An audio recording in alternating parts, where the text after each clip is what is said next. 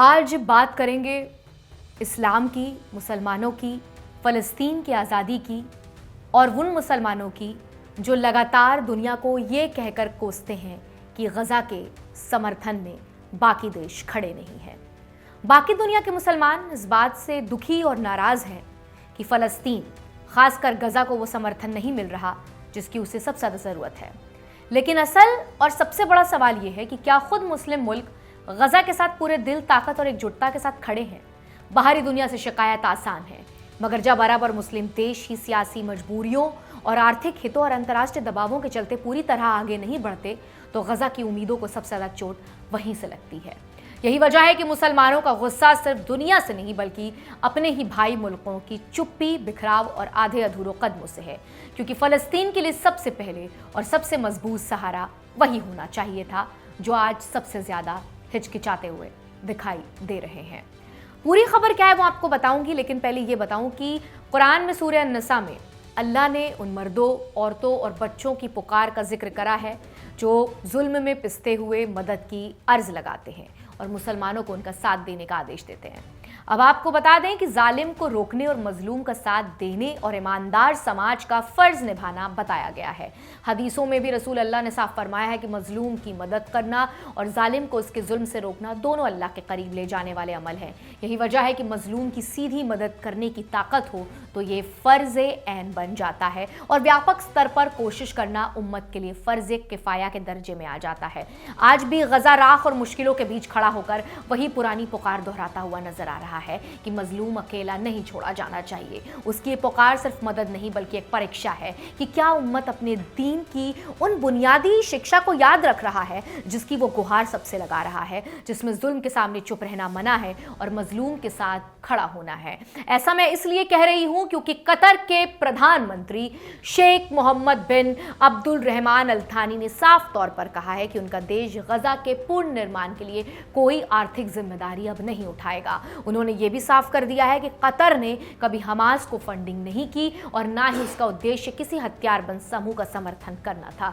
Qatar का कहना है कि हमास के साथ बातचीत की शुरुआत लगभग 10 साल पहले अमेरिका के अनुरोध पर हुई थी ताकि मध्यस्थता, युद्ध विराम और मानवीय सहायता के रास्ते खोले जा सके। पीएम के अनुसार हमास से संवाद का मकसद केवल बातचीत और संघर्ष विराम से जुड़ा था और इसी सिलसिले में दोहा में उनका कार्यकाल काम करता रहा। उन्होंने ये भी बताया कि गज़ा को दी गई मानवीय मदद एक पारदर्शी प्रक्रिया के तहत दी गई जिसमें अमेरिका और इजराइल दोनों को पूरी तरीके से जानकारी थी और इजरायली संस्थाओं ने इस सहायता को पहुंचाने में सहयोग किया था।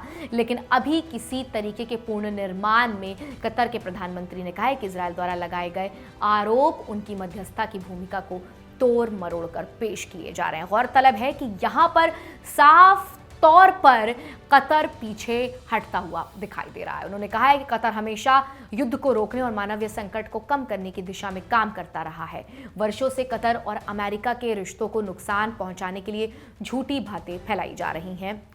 यहाँ पर अगर आप गौर करें तो आप देखिए कि अमेरिका को साथ लेकर चलने की कतर की ये पॉलिटिक्स साफ तौर पर नजर आ रही है। उनका देश जो है अपनी नीति पर कायम है। कतर ने दोहराया कि वो फ़लस्तीनियों को मानवीय सहायता जारी रखेगा, उनके दर्द को कम करने के लिए हर संभव प्रयास करेगा, लेकिन वो उस तबाही की भरपाई के लिए पैसे नहीं देगा जिसे दूसरों ने जानबूझकर पैदा किया। फिर भी फ़लस्तीनी जनता को अकेला नहीं छोड़ा जाएगा और उनकी मदद जारी रहेगी। तुर्की, मिस्र और कतर की पहल तथा अमेरिका के समर्थन से इजराइल और हमास के बीच 10 अक्टूबर को 2 साल बाद संघर्ष विराम लागू हुआ, जिससे लंबे समय से जारी लड़ाई लगभग रुक गई। उन्होंने साफ तौर कहा है कि हम कोई भी चेक नहीं देंगे। कतर ने गज़ा से पल्ला झाड़ा है एक तरीके से।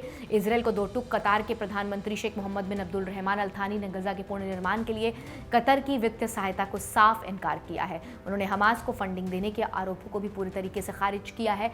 कतर ने कहा है कि हमास के साथ उनकी बातचीत मध्यस्थता और युद्ध विराम के लिए है, ना कि हथियारबंद समूह को समर्थन देने के लिए है। यानी एक तरफ से आप गज़ा के सपोर्ट की बात करते हैं, वहीं दूसरी तरफ गज़ा को वापस से खिलने में कोई मदद नहीं करना चाहते। कतर के प्रधानमंत्री शेख मोहम्मद बिन अब्दुल रहमान अल थानी ने यह साफ किया है कि उनका देश गज़ा में इजराइल के हमलों से हुई तबाही की कीमत अब नहीं चुकाएगा। इसका मतलब साफ है कि गज़ा के पूर्ण निर्माण में अमीर अरब देश कतर पैसे नहीं देने वाला है। इस टिप्पणी के साथ ही कतर के पीएम ने इजराइल के उस आरोप को भी खारिज किया कि उनका देश फ़लस्तीन के हथियारबंद समूह हमास को फंड देता है। दोहा फोरम 2025 में अमेरिकी कमेंटेटर टकर कार्लसन के साथ एक इंटरव्यू में बोलते हुए कतर के पीएम और विदेश मंत्री शेख मोहम्मद बिन अब्दुलरहमान अल थानी ने कहा है कि हमास के साथ कतर की बातचीत एक दशक से भी पहले अमेरिका के अनुरोध पर शुरू हुई थी ताकि मध्यस्थता और युद्ध विराम के रास्ते खोले जा सके। उन्होंने कहा कि हमास के साथ संबंध की शुरुआत 10 साल से भी पहले अमेरिका के अनुरोध पर हुई थी। दोहा में हमास का ऑफिस केवल बातचीत, युद्ध विराम कराने और गजा को सहायता पहुंचाने के लिए इस्तेमाल किया गया है। पीएम ने कहा है कि कतर का हमास को आर्थिक मदद देने के दावे बेबुनियाद हैं। उन्होंने कहा, आज जब दावा किया जाता है कि कतर हमास को फंड देता है तो ये बिना किसी आधार के किया जाता है। हमारी सारी मदद गजा के लोगों के लिए की गई है और ये एक पारदर्शी प्रक्रिया के तहत था, जिसके बारे में अमेरिका को पूरी जानकारी थी। उन्होंने बताया कि इजरायल की सरकारों और उनके सुरक्षा संस्थानों ने गजा तक मदद पहुंचाने को मंजूरी दी और इसमें मदद भी की है।